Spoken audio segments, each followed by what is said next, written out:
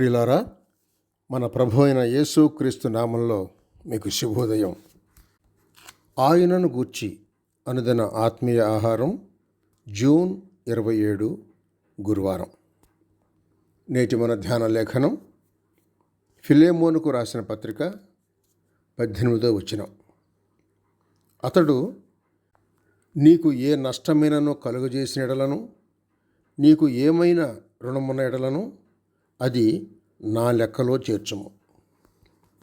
వ్యాఖ్యానాంశం తీర్చబడిన రుణము. వ్యాఖ్యానాంశం తీర్చబడిన రుణము.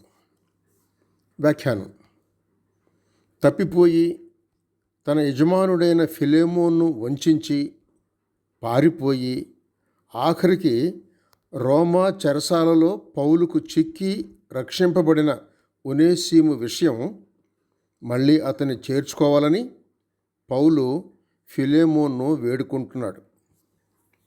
ఆ దాసుడు వంచిన సొమ్ము కూడా యజమాని కట్టడానికి సిద్ధపడి ఉన్నాడు. చూడండి, రుణం ఉన్నాడా? మీకు నష్టం కలిగించాడా? సరే, అదంతా నా లెక్కలో చేర్చు అని పౌలు మనవి చేసుకుంటున్నాడు. సిలువలో క్రీస్తు మట్టుకు జరిగింది ఇదే అని నమ్ముతున్నాం. మన రుణాన్ని యావత్తు క్రీస్తు లెక్కలో చేర్చబడిన కనుక నమ్మిన వెంటనే విడుదల ప్రాప్తించి హర్షించాం. క్రీస్తు కేవలం నీతిమంతుడు, మనము కేవలం అనీతిమంతులం.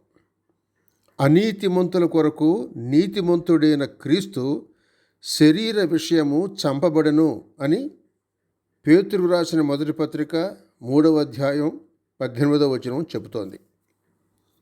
అయితే ఎందుకు?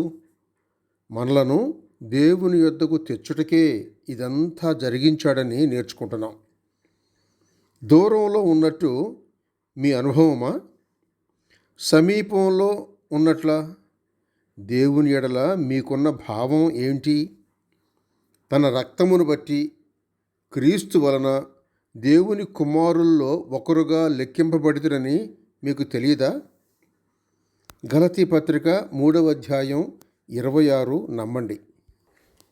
యేసుక్రీస్తునందు మీరందరూ విశ్వాసం వలన దేవుని కుమారులై ఉన్నారు అని. అంతేకాదు, మీ పాప రుణం తీర్చిన క్రీస్తు పట్ల మీ హృదయంలో ప్రేమ పారి గొప్పగా ఆయనను సేవించండి. సహోదరుడు సైలస్ ఫాక్స్. శుభములతో వందనాలు.